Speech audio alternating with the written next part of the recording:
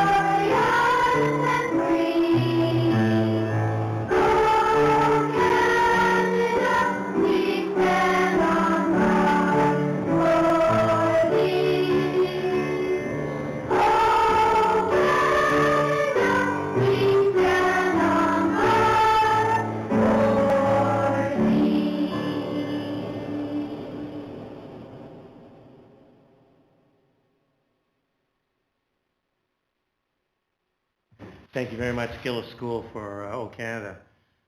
We are going to have our treaty acknowledgement. I'm going to ask Trustee Wilson to read our treaty acknowledgement, please. We acknowledge the traditional land upon which Sunrise School Division resides as Treaty 1 territory. We honor our partnership with Canada's original peoples and respect the gifts of Indigenous history, culture, and language. We commit to moving forward in partnership with our communities in a spirit of collaboration and reconciliation. Thanks very much, Trustee Wilson. We're going to have the adoption of our agenda. Be it resolved, the board approve our agenda. Moved by Trustee Boytson, seconded by Trustee Rowan. Any questions to it? Hearing none, we'll vote.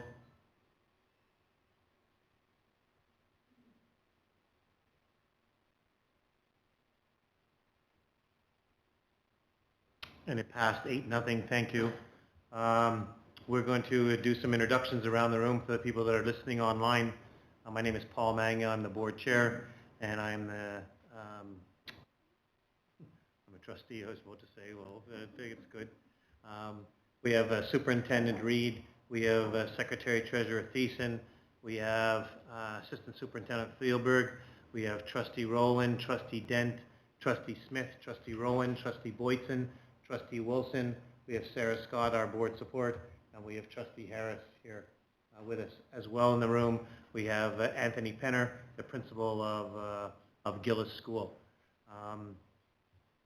I am going to let people know before we get into Chair's comments that earlier today, Trustee Nicol from the Whitemouth area informed the board that he would be resigning from his trustee position effective immediately. Mr. Nicol has given us permission to share that he recently experienced a heart attack. However, he is at home resting and recovering. His doctor has recommended that he take steps to reduce stress and prioritize his health. Therefore, Mr. Nicol has made the decision to resign. We would like to thank him for his many years of service to Whitemouth School and the surrounding community in the roles of teacher and trustee, and we wish him good health as he continues to recover. So therefore, there are going to be 8 trustees here with us, and we'll move forward with 8 trustees. We now have Chair's comments, and so please send all questions to jody.thiessen@sunrisesd.ca. Put your name and address of the sender to be included in the email, and during our questioning period, we'll try to get to your question to answer any of your questions. A standing item on our agenda is share a story, so I'm going to open it up to trustees about sharing a story. Trustee Rowan. I want to thank the parent advisory groups for continuing to invite me to take part not only in their meetings but at their events. With this in mind, I just want to remind any parents listening of any upcoming meetings. So tomorrow night Dugald Pack is meeting at 6:30. Childcare is available for those who need. Monday, November 10th is a meeting for Open Parents for Ukrainian Education. They rescheduled that from last night to next Monday at 6:30. On Monday, November 17th, the Springfield Music Parents Association will be meeting in the SCI band room at 7 p.m. I also wanted to give a shout out to the students from SCI that spent their Halloween going door to door collecting food donations for We Scare Hunger. And in closing, I just want to wish all the grade 9s a good day tomorrow as they join their caregivers at their places of employment for Take Your Kids to Work Day. Thank you, Trustee Rowan. Any other share a story? So I'm going to share a story is that, of course, we all experienced Halloween in our schools. And I got to spend a little time at Powerview School with Halloween. And the kids were excited as normal with Halloween. And kudos to staff on those days for dressing up and handling the raised level of excitement in our schools as kids get dressed up in costumes. So kudos across the division for all that, because it happened in all of our schools. And again, thank you to our staff for the work that they do. Last chance on share a story from anyone? Okay. I'm going to turn it over to you, Mr. Reed. We have Mr. Penner here.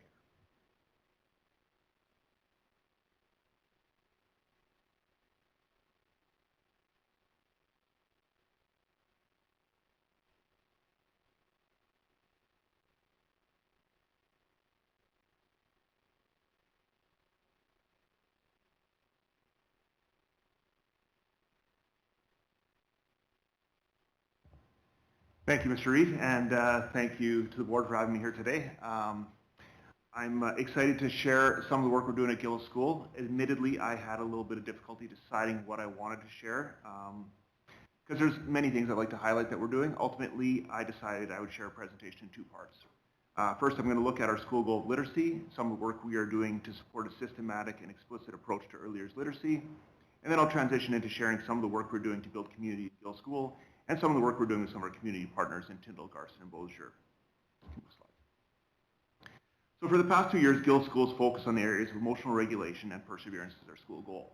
I don't believe we can ever fully achieve these goals, so I think we're always going to support students with social emotional goals, with achieving goals, regulation, and engaging in productive struggle.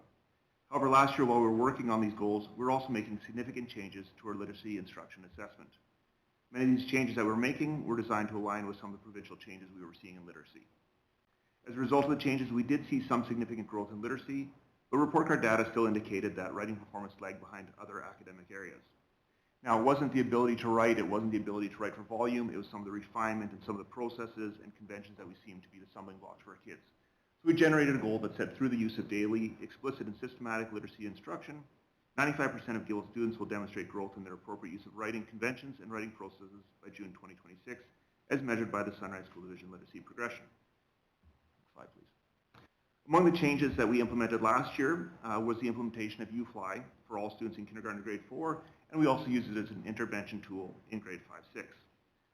UFly is an explicit and systematic phonics-based program that uses research-informed practices to teach decoding and encoding skills, so reading and writing. In the early years, we also allocated more literacy and student services time to support our students through small group instruction, using strategies from educational consultant and reading specialist Jan Richardson with the support of Literacy Footprints guided reading resources. Next slide. At this point, in 25-26, we started our year by gathering some baseline assessments using a combination of assessments to gather that data. In grade 1-2, we used a number of assessments, including the core phonics diagnostic tool for all of our students. This gave us starting points for small group instruction and intervention.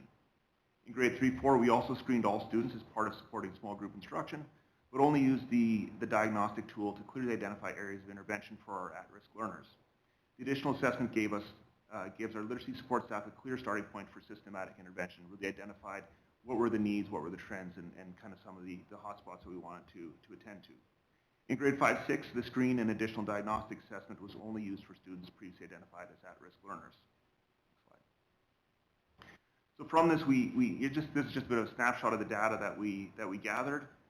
The full spreadsheet would include all grade 1 to 4 students as well as our at-risk 5-6 students, and help guide our groupings for both instruction and intervention. Like I said, this gives our starting point for all instruction and to develop both instructional and intervention groups to systematically target specific learning needs. Right now we're in the midst of our 6-week intervention cycles, and following those 6 weeks we'll take a look at the data, see the progress, and realign some of our groups. Next slide. Additionally, our grade 1 to 3 students also complete the Acadian screen, which kind of confirmed the results of our previous assessment. We're in the process of learning about the Acadian's diagnostic tool, which I think will probably replace some of the assessment we did this year, and will be streamlined with some of the stuff that we're seeing divisionally. In addition to these screens, with the support of our divisional literacy program leaders, we also will be completing a whole school writing assessment twice this year. We'll be using an anchor text and some guiding questions, and some pre-writing processes, and this will give us a bit of a clear view of where our students are at and what they could do independently. This will provide us with data to guide writing instruction, as well as provide a foundation for school-based professional development to discuss exemplars, clarify criteria for good writing at each grade level, generate class writing goals, and track individual students' writing progress through the years, as we'll be doing this assessment in years to come. Oh, we're going to keep it on that slide just a little bit longer. So our PLCs, our school-based professional development time, and our divisional program leaders will all be utilized in order to review this data to support instruction, intervention, and enrichment. And this makes me pretty excited for our November 21st day, as we're going to engage in dialogue, both in cross-grade level groups as well as in homogeneous groups, to look at the writing samples, place our students on the progression, and discuss where we're at. And this collaboration is really key to the culture and community we're building on, where students and teachers are very comfortable being vulnerable, talking with each other about their instructional and assessment practices. So speaking of community and culture, I'm going to shift gears a little bit. If we want to go to the next slide. I want to shift gears into talking about some of the things we're doing to build community within the school, as well as fostering community connections and support beyond the school. One of the main things we've done, or one of the big things we've done over the last number of years, is family group activities, where we have students from kindergarten to grade 6 arranged into families, and they engage in activities to promote resilience, perseverance, self-regulation, and learn more about Indigenous perspectives. Additionally, in partnership with some of our school committees, like our Educational for Sustainable Development Committee or our Indigenous Academic Achievement Committee, we've provided opportunities for students to make tangible, lasting contributions to Gilles School. However, we couldn't do it on our own. In order to provide these opportunities, we did partner with some community businesses, which strengthens our school's relationship with the community, as well as our business' relationship with and connections with our students and their families. Next slide. Among these partners is Gilles Quarries. Not only are they our namesake, they learned of our efforts to create an outdoor learning space, and as a result donated Tyndallstone seating for the classroom. They delivered the 1,000-pound stones last winter as part of our ESD initiative to provide more land-based learning opportunities. This posed another challenge because we needed to move these half-ton stones, and that likely goes beyond additional duties as assigned. So, next slide. We reached out to Truba Construction, who was a parent of a student in the school, and they volunteered their time and their skid steer and their expertise to put those stones into place and created a beautiful outdoor learning space that's being used for various learning and cultural activities. When we look at those pictures, you can also see we have a pretty wide open playground. So next slide. Over the past couple years, we have invested a fair amount of money in purchasing trees for the playground, but this year we partnered with Flower Child and Home Hardware Selkirk to access a grant through Trees Canada, which provided us with 10 maple trees and 10 maple shrubs around the perimeter of the playground. We're already in discussion with them for next year regarding future shade and shelter options, and we're looking at up to 60 additional trees for next year. This partnership also allowed us to foster that community and sense of ownership that I talked about by allowing students to invest some sweat equity. Initially, we looked at bringing in some parent volunteers and some staff members. We opened up to the kids, and they absolutely blew us out of the water. They dug all the holes, they planted all the trees, they watered all the trees, and took care of that in a couple days. It was quite impressive to see, and they look beautiful around the schoolyard. Really looking forward to next fall when they turn red out there. Next slide. Most recently, we've had Chris and Heather Bowman of Integrity Fire Protection fabricate, donate, and assemble a gaga ball pit on the schoolyard. So Heather is a very dedicated member of our parent council, and Chris and Heather helped chaperone our grade 5-6 trip to Camp Cedarwood last June. They were quite impressed with the students' participation and engagement with the game of gaga ball, and they felt they had the connections, tools, and resources to fabricate a pit, and as such, they built and donated and put it together on site for us. So we've only had it for a couple weeks, but with the exception of a couple muddy and rainy days, it's been packed with students every recess. It's pretty fun to see. Next slide. Just a couple other community partnerships that we've seen this year already. We had Bossier Dental Center come last week, which was very timely leading up to Halloween, as they presented to the kids on dental health and provide everybody with toothbrushes and dental floss. Tarantism Dance Company came out, they got our kids moving, tested the rhythm and coordination of some staff members. And probably my favorite is Duke Soup, which is part of our nutrition program where Mrs. Duke comes and makes soup and bread basically every Tuesday for our students. Today's soup was quite outstanding because I do want to make sure it meets our kids' refined palates. But in addition to the soup, one of the neat things is the kids lining up and the conversations about manners, about citizenship, respectful behavior. And we're pretty good at, we're not batting 1,000, but we're pretty good with kids saying thank you and please and remembering their manners. They're waiting in line to get served by Mrs. Duke. Final slide. So just to wrap up, as I mentioned, going back to Literacy Goal, we got many structures and plans in place for continued progress in literacy instruction, assessment, and enrichment. And we're going to continue to build community and foster partnerships through our family groups, our work with community partners, and without a question, our parent council is one of the prime contributors to enriching our students' educational experience. Thank you. That's all. Thanks, Anthony. You're the best principal that's come here to make sure that you're on time with doing stuff, so kudos to you. Are there any questions for Anthony? Trustee Harris. Thanks so much for coming out and sharing the great school of Gillis. What is Gaggle Ball? It's a pretty neat game. It's a little bit like dodgeball. They're only allowed to smack the ball once with their hand. It has to hit the people below the knee. If you get hit with the ball below the knee or you hit the ball out of the pit, you're eliminated from the game. So we start with 20 to 25 kids in there at a time. They throw the ball in the air. On the third bounce is when they can start hitting it. And like I said, they can only hit it one time in a row. It's kind of like a dodgeball without throwing and without hitting anything above the knee. And how long does one game last? It goes pretty quick. It's hard. It all depends on how kind of the age group that are playing, although we seem to have all ages in it this time. But, 5 minutes probably, and then the next game's up. Do they invite you to play? They invite me to try most things, and some of them I'm learning it's best that I sit out some of them. Anyone else? Go ahead, Trustee Rowland. Just comment that congratulations on all those community partnerships you made there. That is stunning. It looks wonderful in your yard there, and the trees going to be phenomenal. I think I was not able to attend the last DPAC, but I'm quite certain you're aware now of the Education Foundation. That's correct? You were there too? Yeah. I was not. Oh, sorry. Okay. Well, we do have the Sunrise Education Foundation that can help facilitate partnerships, and I just encourage you to speak to Jody more about that because you have good plans and good partners, and they can benefit from that. Yes, our parent council has been in contact, and we're looking at doing some significant fundraising towards. We have a play structure that is on its. We're extending its life as best we can for as long as we can, but we hope to replace it in the coming years, and they've been actively fundraising and working with the foundation. Anyone else? Trustee Smith? I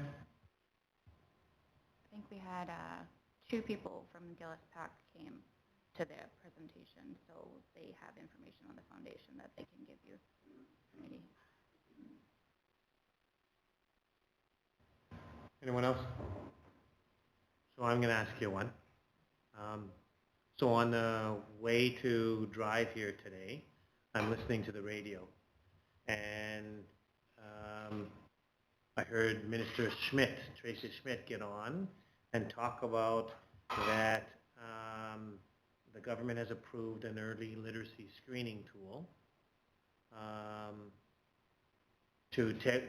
for us to take a look for kids, I think up to grade 3, or maybe it's in grade 3, because she said 55% of the students do not meet the literacy outcomes in the province.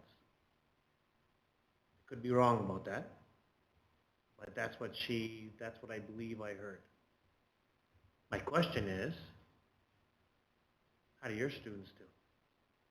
If I were to ask you now, you say, maybe I'm asking a loaded question too because you don't have in your back pocket, well, Paul, I've got this figure, but how do you, if you were to say how do Gillis students stack up to that question, you get from a parent, what would you say? I think I would have a few questions about her data and what her measure is to determine the 55%. I would, I feel our students would stack up quite well. I think that, you know, through the divisional support we've had and the work we've done with our staff over the last number of years, I think our students are performing quite well in I'd say all academic areas. Like I said, we still see writing lag behind. I think reading we've seen a lot of progress over the last number of years, and we've really dedicated a lot to that early intervention model. What it really clarifies for us is the support we get from some of our clinicians when they get up to the older grades to find the assessments why some of our students might not be achieving, because I think we are quite well-rounded and quite resourceful in terms of finding different ways to meet our students' learning needs, whether it be literacy, numeracy, or any other academic area. But sometimes we have to reach on for some of those other supports. But I'd say overall, I think we are above that 55% threshold. So the threshold is 50, so that only 45% meet the threshold, 55 do not. So my question would back to you is, do you have more than 45% of your kids that are, and again, there's going to be kids all over, so you're telling me is that you're better than 45% of the threshold? I would say by every metric that we are currently using to measure our students' progress, I would say more than 45% of our students are at grade level with their literacy.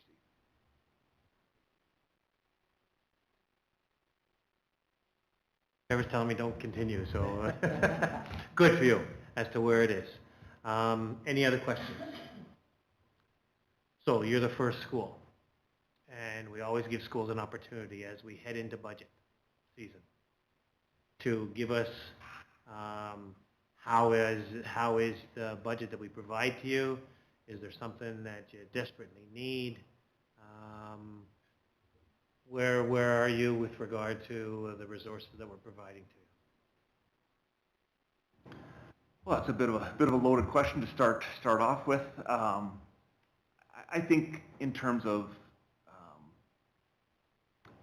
I mean, the biggest need for Gillis School, and I don't want to speak for any other schools, Gillis School and Tyndall and Garston are certainly growing communities.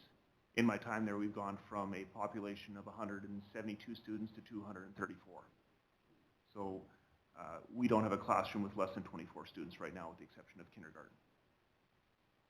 So I would say staffing is probably one of the areas that we'll be looking at, or certainly I'll be advocating for.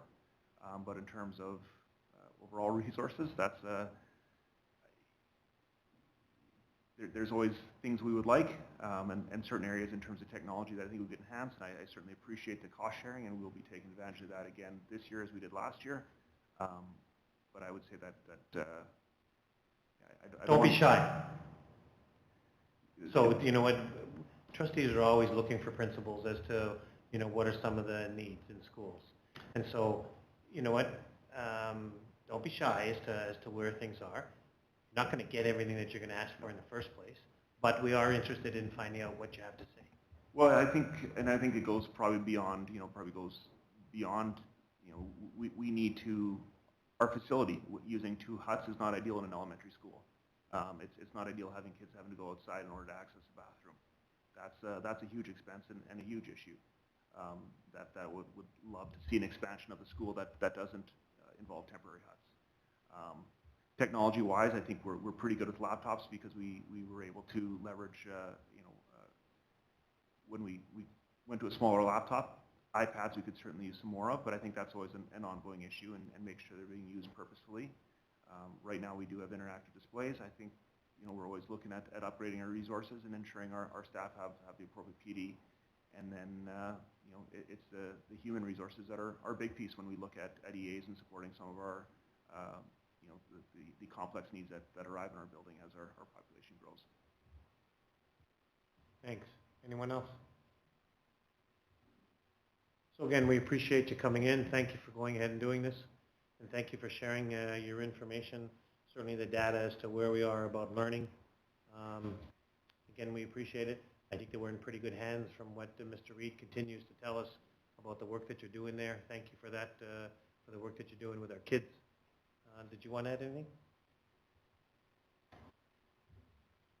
Going to take a bit of a risk here and maybe you know, the last school visit, you shared some interesting comments from, I think it was your grade 3 teachers, just about how the students that they received this year coming into their classroom. Do you remember those comments? Am I making a connection? And so.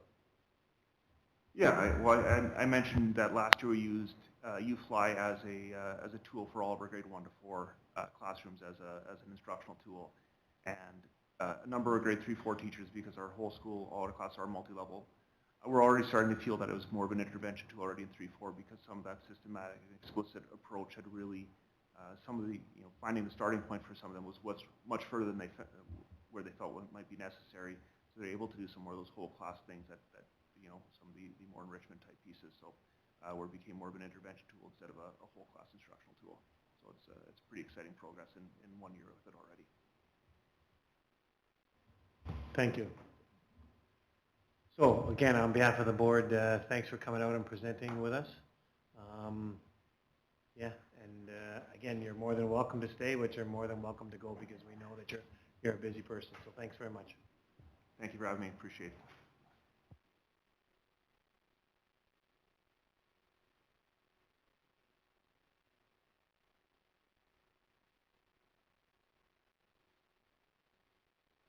Okay, so we're going to move on as a board here.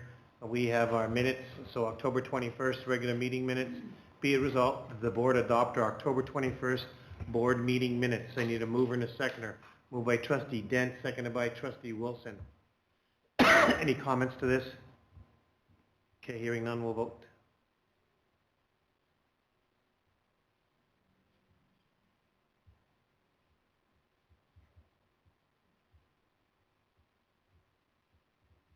And so it passed 7-0 with 1 abstention. Thank you. Our superintendent's report. Mr. Reid. I just want to start off by acknowledging the fact that we hosted our Divisional Parent Advisory Council meeting on October the 23rd. 14 PAC members from 8 different parent groups came out, so thank you to those that were in attendance. Lots of engagement between our parents and trustees on a variety of topics, and yeah, we'll be hosting one again in the spring. And so just a reminder that we will circulate the date in the spring, and we would certainly love to see more parents out and from all of our PACs and parent groups when we do it again in the spring. A couple weeks ago, we also had our monthly CELT meeting. That was on October the 22nd, and I've listed a variety of topics that were covered at the meeting. What was kind of significant about this one is those meetings are typically planned, by the assistant superintendents, the division principals, and myself. And this year we've asked a couple of principals, or 3 principals, to join us in terms of planning, to making sure that we're hitting the needs of our principals, getting someone who's actually on the front line participating with the planning and delivery of that. So yeah, just thank you to Carol Blocker at SCI, Kim Stevenson at Lac Du Bonnet Senior School, and Kristen Blaney from Gross School. The 3 of them will be joining us for the year and helping us plan and deliver those CELT meetings. So we appreciate their input. So, of course, Remembrance Day will be next week on November the 11th, and our schools in the division right across the province will be closed. But our schools on Monday, the November 10th, will be having the Remembrance Day ceremonies and services. And just a list of those are available on the school website. And for the trustees, that's also, the schedule is attached later in the agenda as well for reference. And then certainly, just finally, we're going to talk about the weather a little bit, everybody's favorite topic. And we've had a lot of rain, but we've also had a lot of warm weather this fall. It's been an enjoyable fall. But soon that rain will turn to snow, and those temperatures will get colder. And just a reminder for all of our families that also comes with the potential of school closures. And we do know that when schools are closed, lives and schedules are significantly impacted and disrupted. So please start thinking ahead about plans for your children and plans for your family when we do encounter that extremely cold weather or dangerous road conditions. Also a reminder, if your students are on the bus, even though our buses are heated and they're usually pretty warm when your children get picked up, please do dress appropriately for the weather. Every once in a while, we do have a bus that experiences a mechanical difficulty, and our transportation team is on standby and usually gets a bus or a mechanic out. There's another bus around to pick up kids. They're never waiting, very long. But if the heater does go off, the temperature will start to drop. So we don't need, students in minus 30 weather in, jeans and t-shirts. Please make sure you're dressed for the weather. So, thank you. Thanks very much. Any questions for Mr. Reed? Good heads up, Mr. Reed, about giving people a little bit of heads up as cold weather's coming around the corner. And of course, we're not going to have any problems with it this year, so thanks for that. Yeah. Well, our board reporting schedule is available to us as 6.2. A reminder that we have on the agenda here tonight our school carryover progress report, and a reminder coming up on the 18th, we have a NOLA school that's making a presentation to us. Anything from any comments about the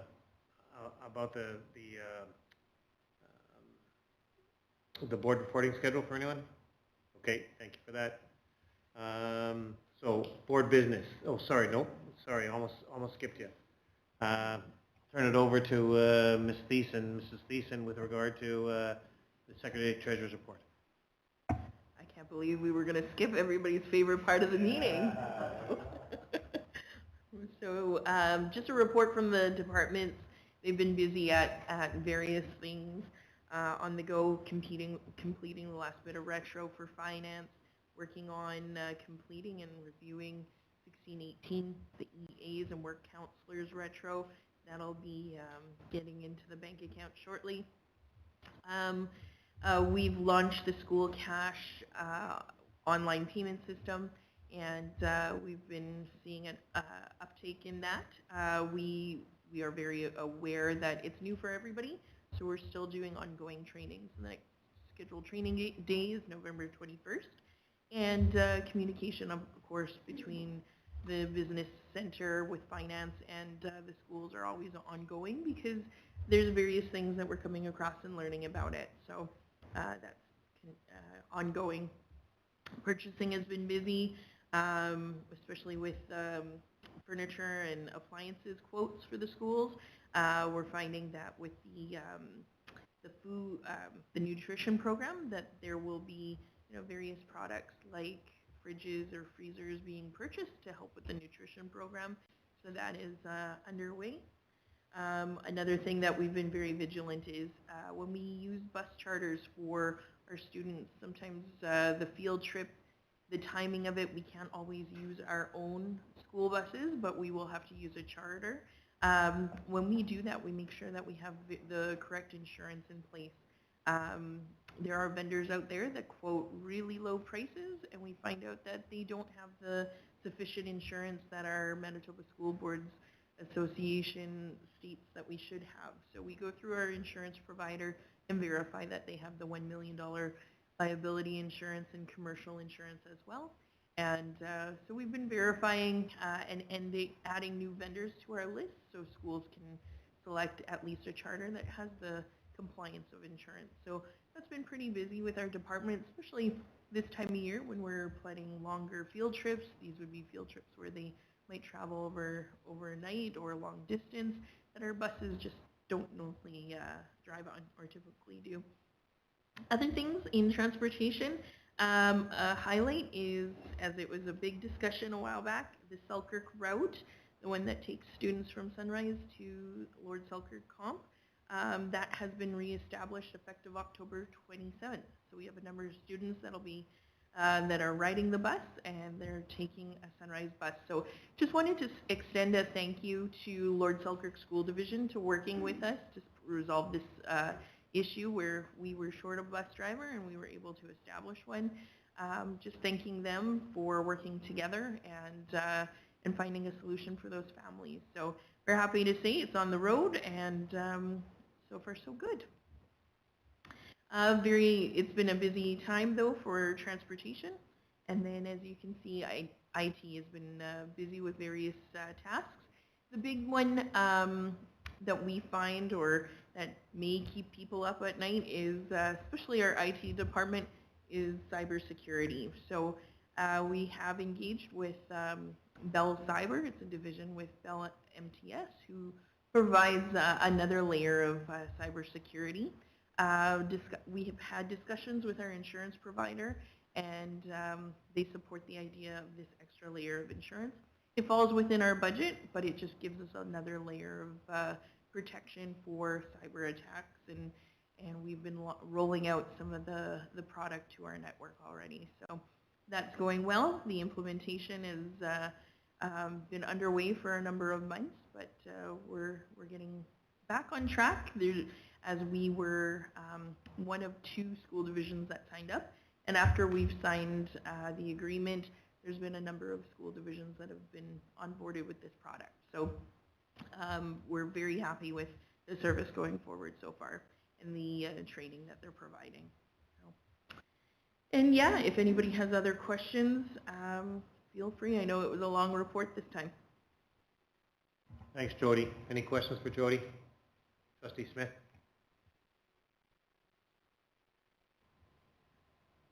Can you explain the referral for bus drivers? That's my first question.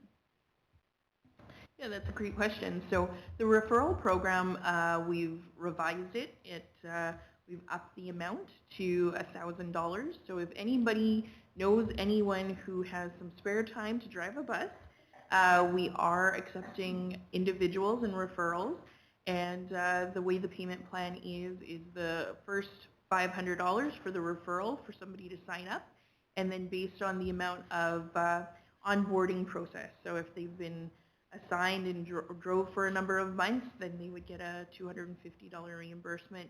And then at the final stage, after another number of months, then they'd receive the last $250. So there's some increments, but in total, somebody who can refer a driver who meets all the training and meets all the qualifications could get up to $1,000. It's open to students and families of Sunrise, so if you know anybody that might be interested, we are trying to have another class before Christmas, so we can get it right in before the end of the year. That would help with buying some Christmas presents.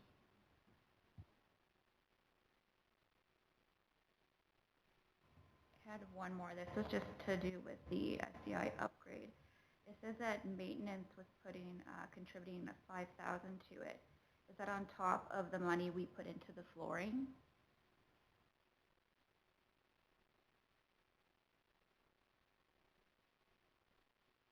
I'm not sure what you were, which project are you referring to?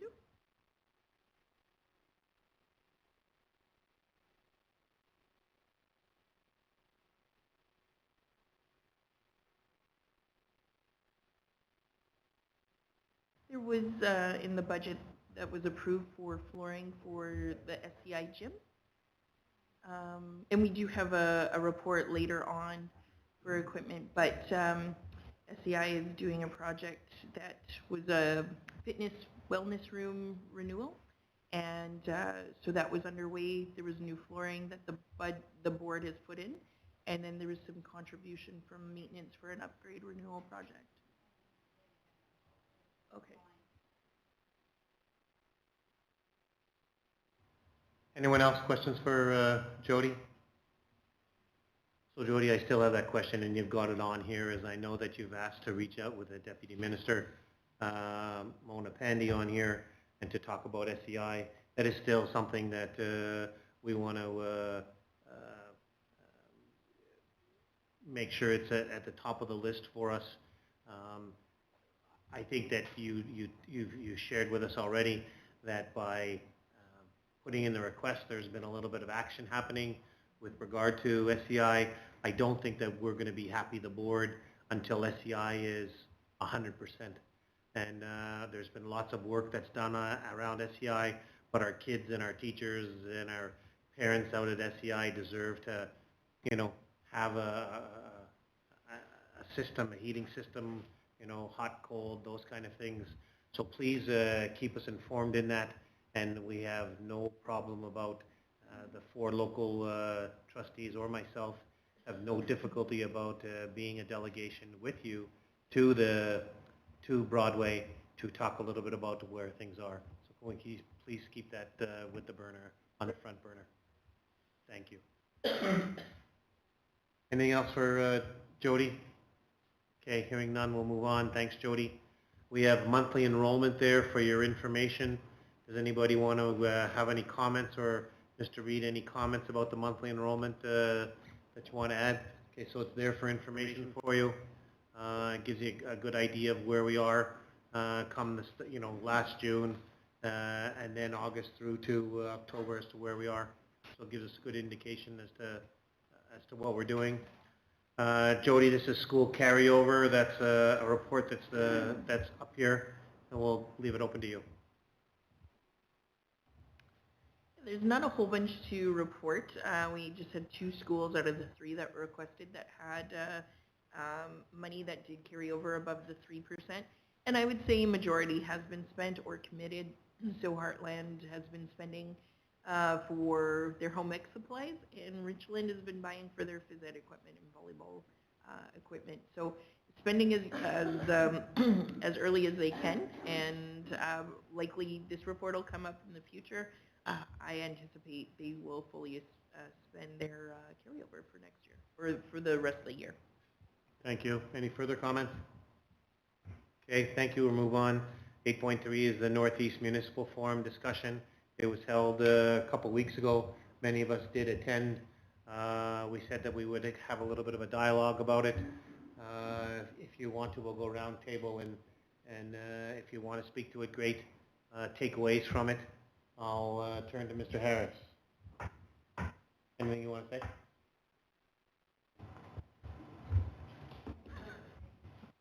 Sure.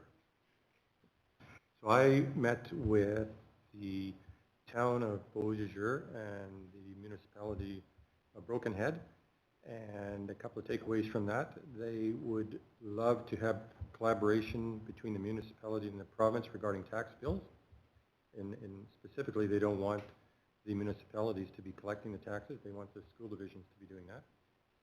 And they would also love to have monthly meetings, their CAO, with our Secretary Treasurer, and to meet with Jody and Trevor to discuss future expansion needs here in the town of Beausejour, and what are trigger points in terms of when we get a portable classroom, and so on and so on and so on, all to do with that.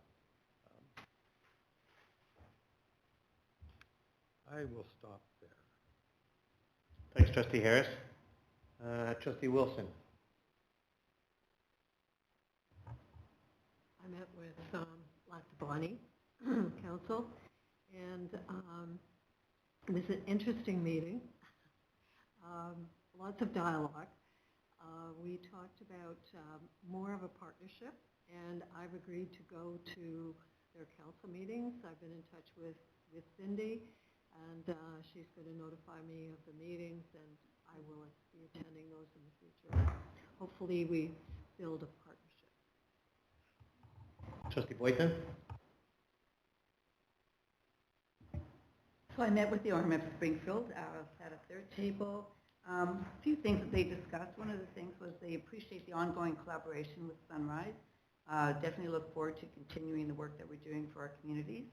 They did make a note and said that the RM still has to pay for school taxes on property even when they can't collect it from landowners, which I was surprised at. I just had no idea that they would have to do, and that's kind of a bit of a bee on their bonnet, that they're putting out money that they're not even getting in. They would like to see more investment in vocational programs throughout the division. The municipality said that they would like to advocate for apprenticeship options with their local businesses on our behalf. And they made suggestions for school divisions to advocate for the ones that are getting new daycares, like Enola and Lactabani, to see if we could advocate for a couple of daycare spots for our teachers, so that when we're recruiting, it would be a little bit of a carrot for the teachers, that if they knew they could get a daycare spot, then they would be willing to go to these areas. And that was about it. Good discussion, though. Thank you. Trustee Rowan. Thank you. I was also with Trustee Boydson at the Springfield table. We did have a couple different conversations going on, so I do have a couple other things that I can add to Trustee Boydson's notes there. And I will say that the RM of Springfield was very thankful for the relationship that we've been building, and they would like to continue to do so. To add on to some of the courses discussions, they were hoping that we might be able to find a way to add something for some of the young adults, thinking that perhaps it's not the students that are right in high school that might be interested in some of those collaborations with ACC for furthering their education, but perhaps those ones that are just outside of high school who are now realizing that some of their aspirations might be nice if they could reach for those in their local community rather than having to go a little further out. They also talked about wanting a budget PDF specific to each RM. So I know we have our budget presentation that we present to the public, but they were wanting something that's a little bit more catered to their RM. I'm not sure if that's something that we can look at or not. And as far as future communications with them, they were hoping that we could continue to have conversations with them around our budget and community reports. Oh, and they also asked about our efforts to find efficiencies within the division. I think that kind of came back to the tax conversation. So. Thanks, Trustee Rowan. Trustee Dent, you were at the meeting. I was at the meeting. So I too, with Trustee Rowan and Trustee Rowland and Trustee Boydson, met with the RM of Springfield. I did share some of our budget presentations that we share to the public, so I followed our meeting up with them to give them a flavor as to what our presentations look like, because there were some questions about mill rate and how that resulted in percentage of our budget. So I shared that with the folks in attendance, and I think it was pretty well full. From one counselor, I think was missing from our group from the meeting. But yeah, so just articulating the same things that Trustee Boydson and Trustee Rowan has already said, which was some issue which we know is a provincial mandate regarding the collection of taxes, and then also to wanting to expand vocational programming and opportunity for the kids in that area, and like Trustee Rowan was saying, regarding possibly some further expansion of our adult learning programming in that area for folks that are maybe in their early 20s and kind of have maybe a little bit more of a solid foundation as to what they want to do and what programming then that they want to take to. Their goal is to keep people in the RM and keep them working in the RM, and I think it was kind of a great encapsulation as to what they should be focused on, what we should be focused on. So it was great. Thank you. Trustee Rowland? Not much to add to all those things because I was part of those conversations, but just to reiterate that we're very fortunate to have a pretty good relationship with our RM right now, and it's ongoing, so it was a continuation of conversations we've been having, so it was great, and looking forward to the next meeting. Thank you. So Trustee Nicol from Whitemouth Reynolds wasn't able to attend, but I asked Secretary Treasurer Thiessen to join that group, and so can you give us a little bit of a highlight from your group? Yeah, I think the conversation was very interesting, just in regards to the understanding of what a school division does. So the individuals that I met with, of course, in the RM of Reynolds and the RM of Whitemouth, if they had kids in our school system, they were very familiar with the process, and they were really happy with the engagement the principal had with them as parents and communication, because that was one thing we talked about, is how is our communication with the public. And from a parent's perspective, we're doing really good. They're really happy with that. From a perspective of you don't go to the school since the last time you graduated high school, they're not familiar with what we do and why we do it. So I see there's an opportunity for an education piece working with our municipality in Whitemouth and Reynolds, just letting them know, what what do we do with our school buses and who is eligible to be on a school bus. So it was really good conversation. Thank you. Mr. Reed, you were there. Anything that you want to add to it? I start with the Lactabani group with Trustee Wilson, and I think she summed it up. So I had an opportunity to meet with the RM of Alexander in the town of Powerview Pine Falls.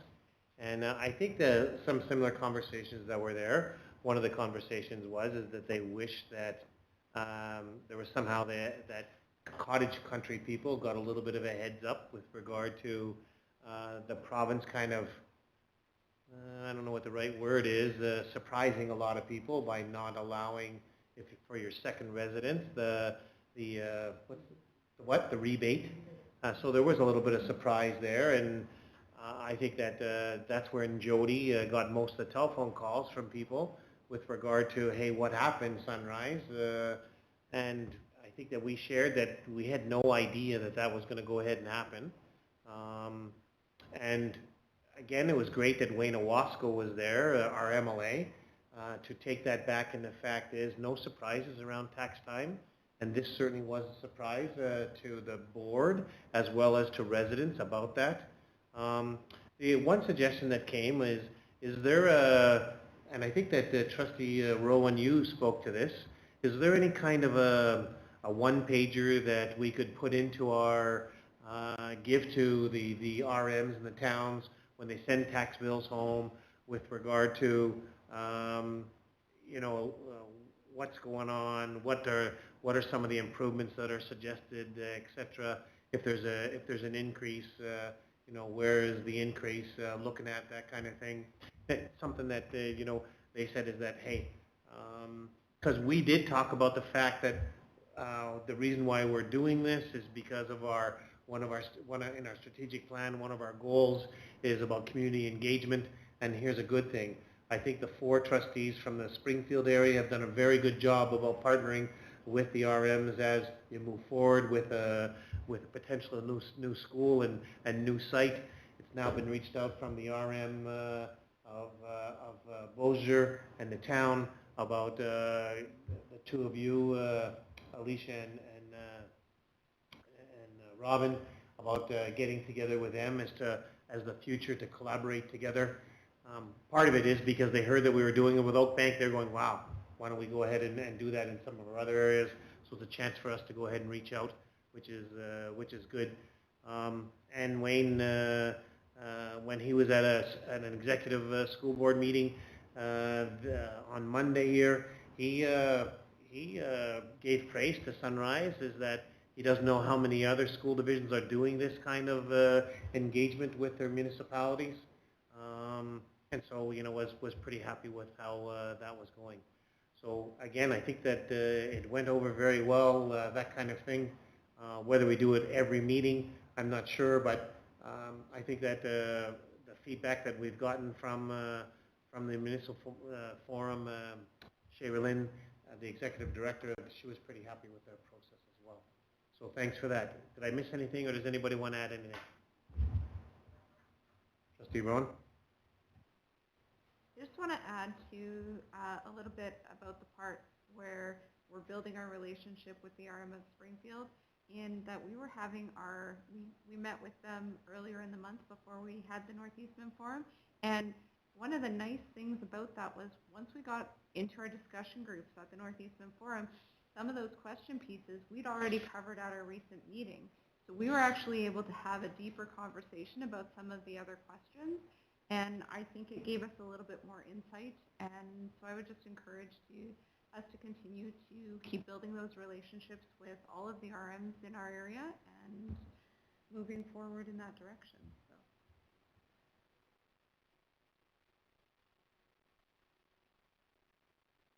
So. Excuse me, thank you. Yeah.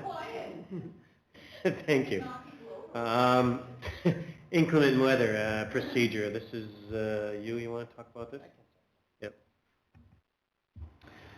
So yeah, just to follow up from our last meeting where, you know, we had discussed the potential of using a single weather source for selecting or identifying the temperature for cold weather closures. And at the last meeting, we talked about the pros and cons of a couple of options that were presented, and we took that forward to the DPAC meeting.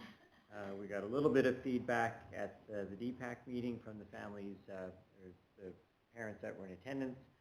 There was a summary provided by each of the 4 tables. If memory serves me correctly, that was, everybody was leaning towards, you know, choosing the Weather Network as the source, using the Beausejour site for that.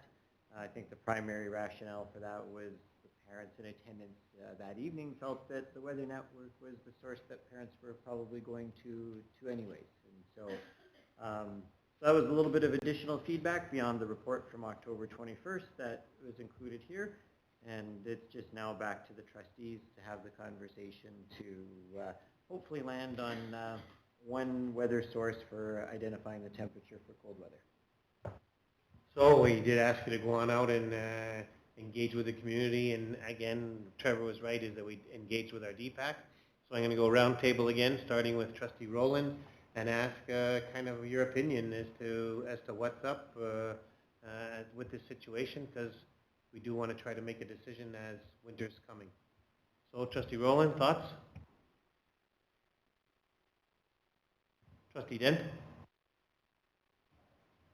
Yeah, so I think our group, the group that I was a part of at our DPAC, felt comfortable with one source of data and drawing that location from a central location within the division.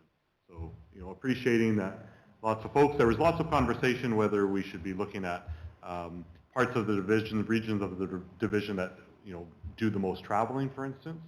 But they thought that a central location, I think was the consensus, would be the best approach and the most simplistic approach for parents then to follow. Thanks, Dustin. Trustee Smith?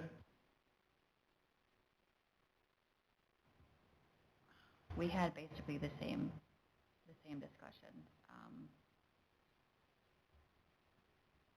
That's basically it was the same thing. One source, so everyone knew exactly what it was. Just make it as simple for Trevor as possible. That's it. Thank you. Trustee Rowe?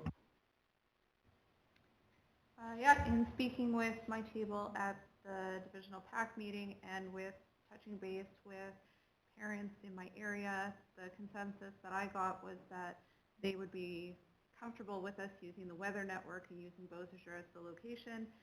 Most of the families that I was able to connect with are telling me that they're using the Weather Network personally anyways, so it just makes sense to them that the division uses that as well. Thank you. Trustee Boyton? I sat at a table with 3 people from Enola, 1 from Dougald, 1 from Oak Bank, and they unanimously also chose the Weather Network in Beausejour location. Thank you. Trustee Wilson? Yes, in my group, they wanted one location. It's kind of bantered it around a bit, but basically came down to the Weather Network. Thank you. Trustee Harris? I was not at the DPAC meeting. I do not have feedback with regards to what happened. What would you like? Your own opinion. Personally, I think if we had a government-sponsored place, that would be best. However, that's in the city, so that's not an option. So the Weather Network sounds fine with me. Thanks. So, come back to you, Trustee Rowland. Well, it's a recommendation of the superintendent as well to have the one source, so it seems like that's where everybody's getting their news, is Weather Network. Go with the popular vote. So I can tell you that the people in Powerview would like to have the source in Powerview, of course, because the hour travel is very different. However, they understand that that's not practical. So again, I think one source, and the Weather Network seems to be the direction, Mr. Reid, as to where things are going. So that's what we would go ahead and do. We good with that direction that we're giving? Trustee Harris? I have a quick question. If we were to put a pin in the geographical center of our division, where would that land? Powerview.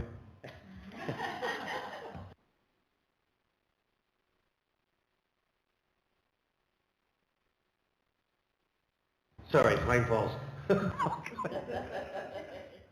Go ahead, Mr. Reed. I say this with a bit of caution and mostly with the humor, but it's actually not too awesome where the stretch between Ladywood, Hofer, and Thalberg would probably be the center of our school division. And so,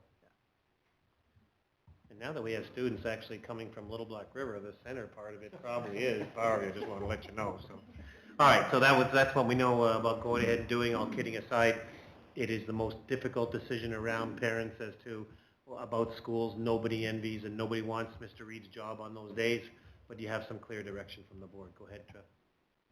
So just so everyone is aware, with that direction, we'll take this away and I will make the necessary changes in our inclement weather procedure. And once that is done, we will send out printed communication to all of our schools to share with all of their families, summarizing the changes and letting them know of the update. So we'll do that in the next week or two for sure. Thank you for that. Sarah, thank you for the Remembrance Day programs and information that's there and getting that out to everybody. Appreciate that. Does anybody have any questions about the information that's in your area? Okay, thanks for putting that together. Much appreciated as to getting that information. 8.6 is the MSBA regional meeting topics. We've had a little bit of a discussion on that already with regard to the topics. Does anybody want to have any further discussion with regard to those topics? Donna, you're good. Lorraine, you're good. Melissa, you're good. Alicia, good. Dustin, Diane, Robin.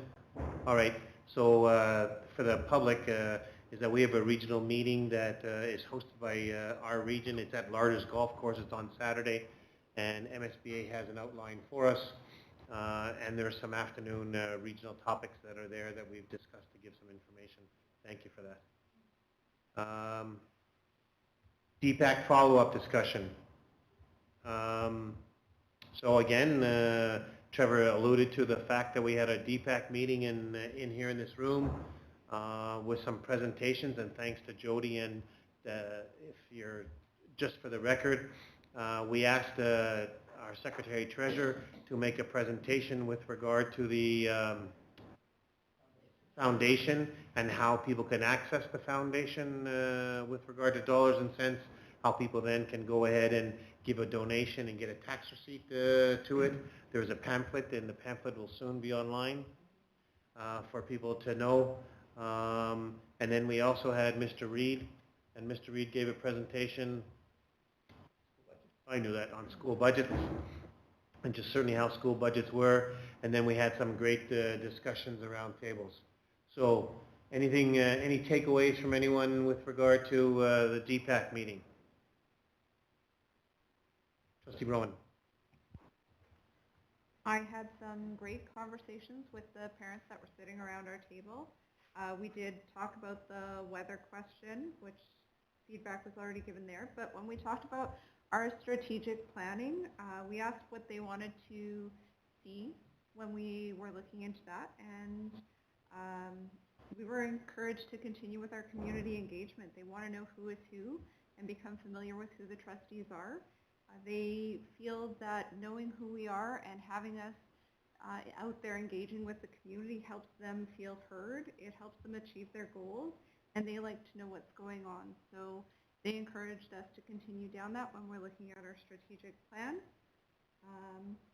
And otherwise, we talked about some great engagement opportunities that they're doing at their schools with their parents, trying to get them more engaged with not only the school, but the PACs themselves. Thanks, Melissa. Anyone else?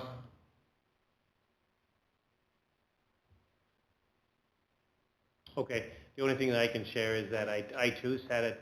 So unfortunately, Powerview School did not have a representative of the DPAC there, but I did sit with some of the other communities and listening to the PACs talk a little bit about what potentially their role is.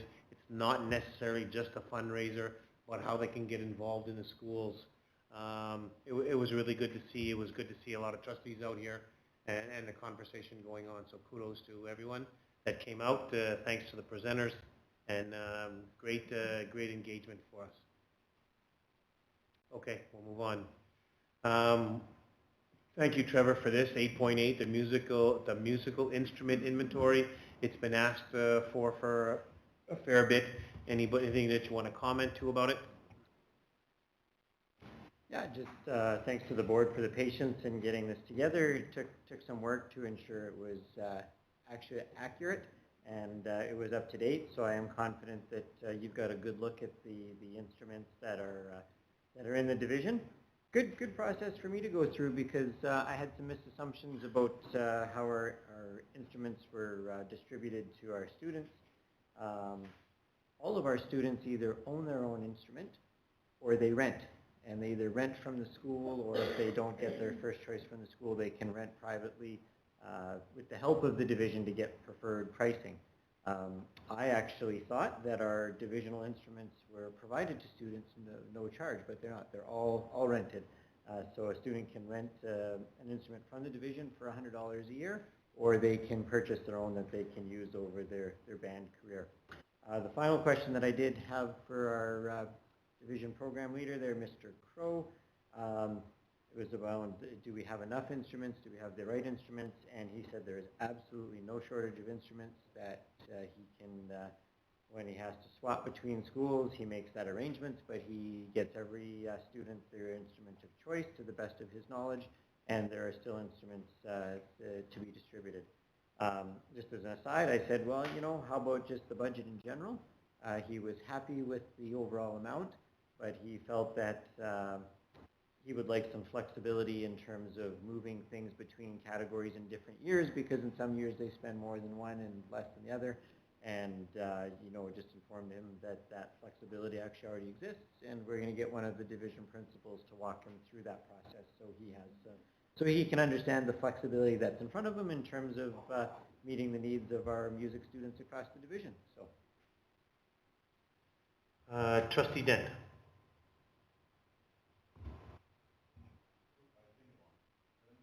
There we go. I was just curious if the inventory list gets shared with, I think you're on that. If it gets shared with the other band directors within the division. Because like I know we were presented with some requests a couple of years ago from EDS. And so I don't know if they still require those instruments or not, because it was a couple of years ago, but I see that some of those instruments that, that they were looking for, PowerView would have. So is this a document that they're able to access so they know what's available and can seek that out, or is that referral process need to be funneled through Greg?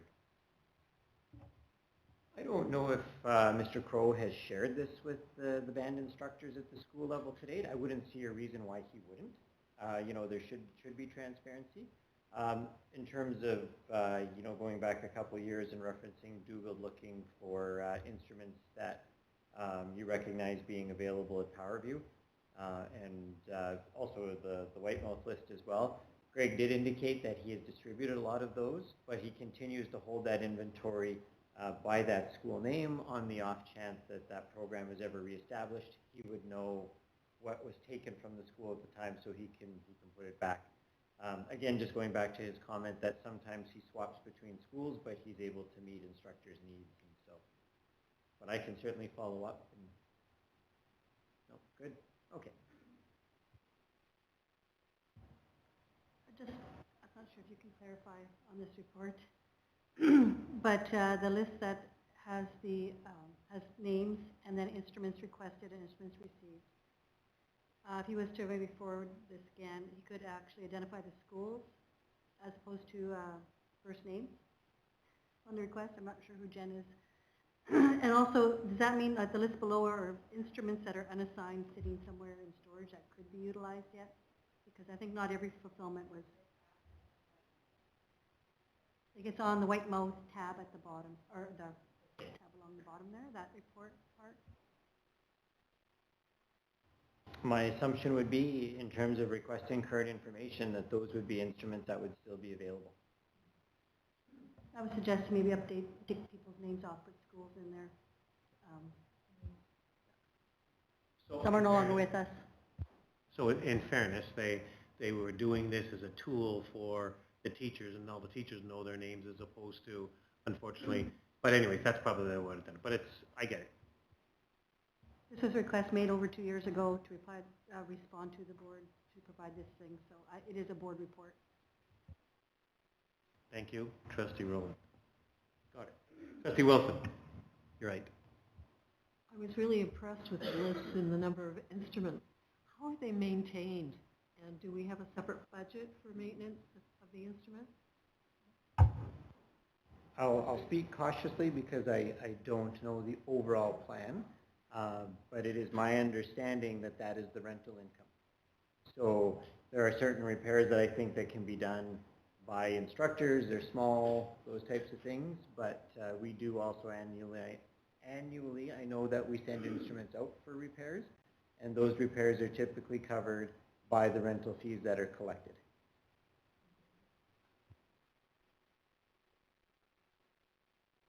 Anyone else? So thanks for that. So, oh, sorry, Trustee Smith. Mine was on the same tab because I was reading, like for example, it says Amanda and it says requested 2 clarinets, received 1 clarinet, but then down on the bottom it says available 3 clarinets. So on that one tab, it's just a little confusing, that one spreadsheet. Oh, so it's like this 2 columns up here, it's all down the bottom. That was in my deck, yeah. Okay. It's just a little bit confusing. That's It would seem to me that the 3 schools that no longer have programs, Powerview, Whitemouth, and Lac Du Bonnet, there are a lot of instruments there that if some of the active schools need instruments, that they can probably get them from there. We've seen this information. So I think that if our music guy comes and says to us, I need $50,000 for instruments, I think that now that we've got some information that says, go get them from Lac Du Bonnet or Whitemouth or Powerview. Yeah. Anyway, that's how you would, internally you've got that. Thanks for sharing that information. But I think that would be our process. Anything further on this from anyone? Okay, thanks for putting that together. We've had some revised things with regard to people doing well in some trips, so we need to some short notice trips. We need to go ahead and approve here. Be it resolved that the board approve in principle the Springfield Collegiate Institute Junior Varsity Boys Volleyball trip to Neepawa, November 19th and 22nd, subject to the superintendent's final approval. Moved by Trustee Dent, seconded by Trustee Rowan. Questions? Hearing none, we'll vote.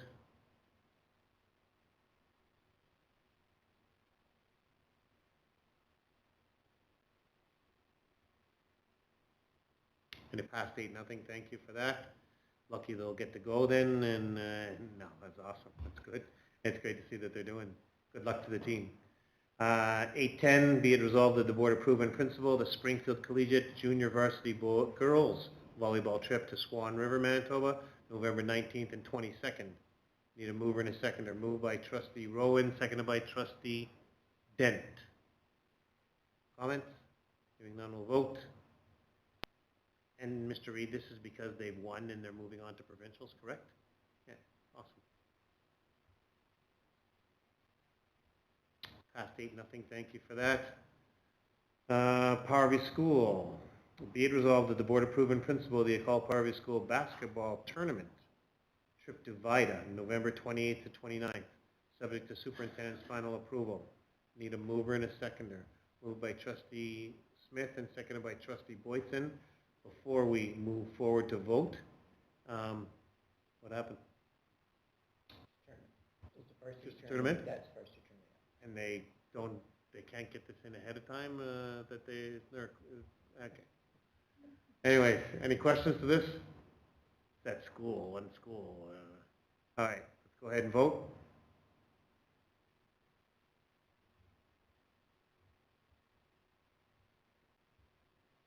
It passed 8-0, thank you.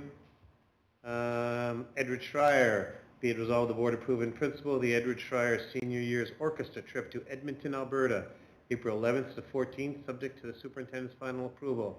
Moved by Trustee Smith and seconded by Trustee Harris. Questions? Hearing none, we'll vote.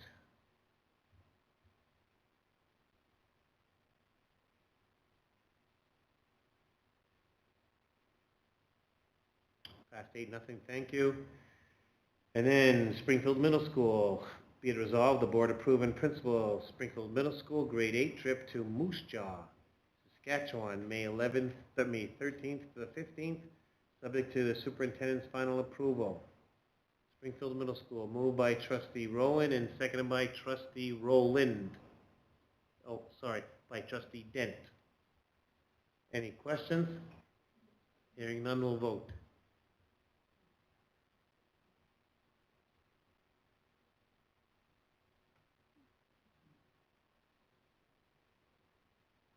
Going to pass 8-0, thank you. So committee reports, policy committee. Anything trustee Rowland you would like to share about the policy committee? Yeah, so on our ESB here, it shows that we will be meeting this Thursday. We are no longer meeting this Thursday. We will reconvene in the new year as we don't typically meet in December. As stated at an earlier meeting, there are very few procedures to look at this year, so we will be looking at that schedule at some point in the new year as well so that we can try and even things out a little bit. All right, thank you very much for that. Finance committee, trustee Boytson. Anything from the finance committee you'd like to share? Well, just as it noted that we had a meeting on October 21st. Wasn't our usual monthly meeting. It was actually a meeting with the whole board and our auditor. So we did get a clean bill of health, and that same evening we accepted the draft audited financial statements.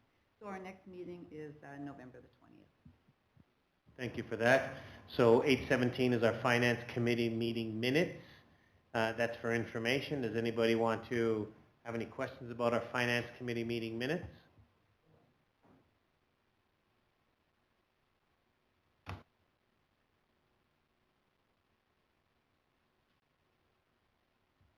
Okay.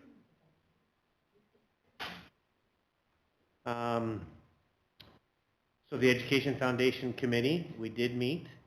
So it was trustee Wilson and trustee Dent, myself, Jody, and Trevor. Anybody want to comment on the meeting? Trustee Dent or trustee Wilson about the meeting? Anything?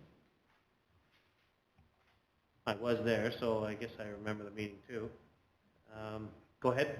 Yeah, I was just going to comment to a continual contributor in the Springfield area. So his name came up again at our Sunrise Education Foundation meeting, and that was Alan Eady. He's always a big contributor and a big supporter of our students and of their learning and providing opportunity. So just kudos to him for always, stepping up with when the school's in need of something. Very good, Justin. We often remind ourselves or need to remind ourselves to say thank you to people for it, and I'm glad you did it publicly, certainly with that, thanks. Anyone else? So you have the minutes that are there. Jody, did you want to add anything, or are we good? Okay.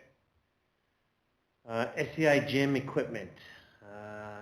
Be it resolved that the board ratify the Springfield Collegiate Institute project for the Sunrise Education Foundation as recommended by the Sunrise Education Foundation Committee at the October 27th meeting.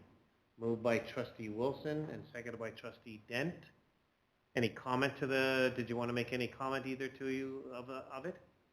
Just basic. Go ahead, trustee Smith. I just had a question.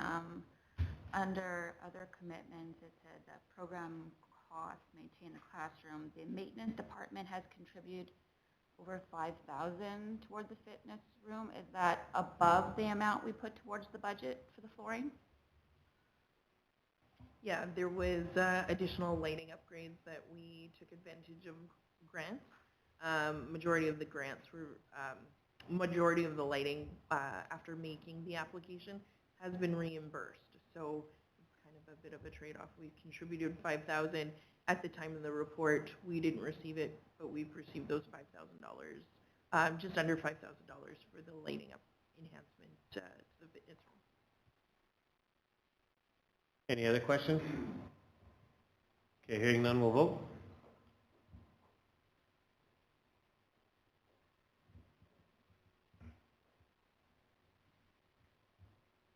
And it passed 8-0, thank you. The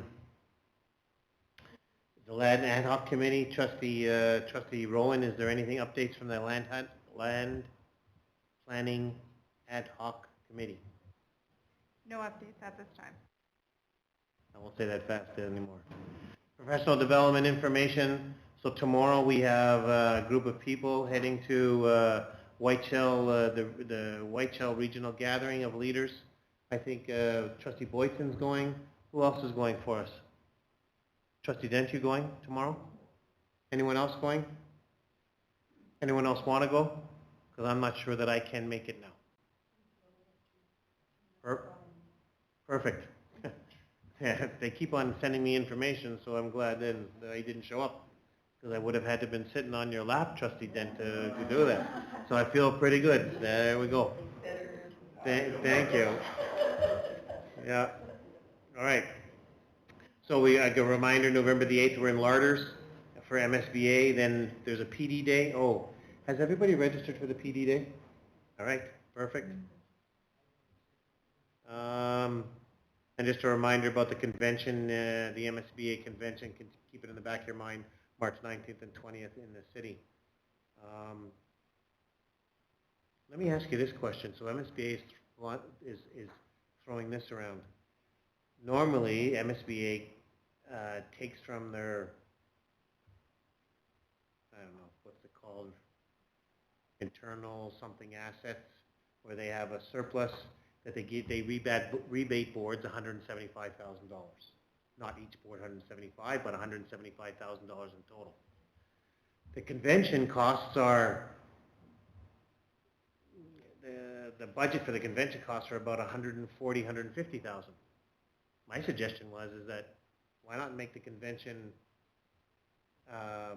no charge to the convention, and then just don't rebate boards that way. So there's 290 some trustees, so now all 290 states can come. Their divisions have to pay for travel, but we probably get about 230 trustees, not 290. So my suggestion yesterday was, don't rebate the boards and just make it now that there's no cost to it's cost neutral to MSBA, and when it's, you know what, basically boards are getting the money up front as opposed to in the back. Do you like that idea or not? Go ahead, I'm listening. What about boards that don't send hardly anybody? Maybe they only send one person or two people, then they're losing out on that rebate. So it's kind of the message. The message is we want you to be there. Yeah.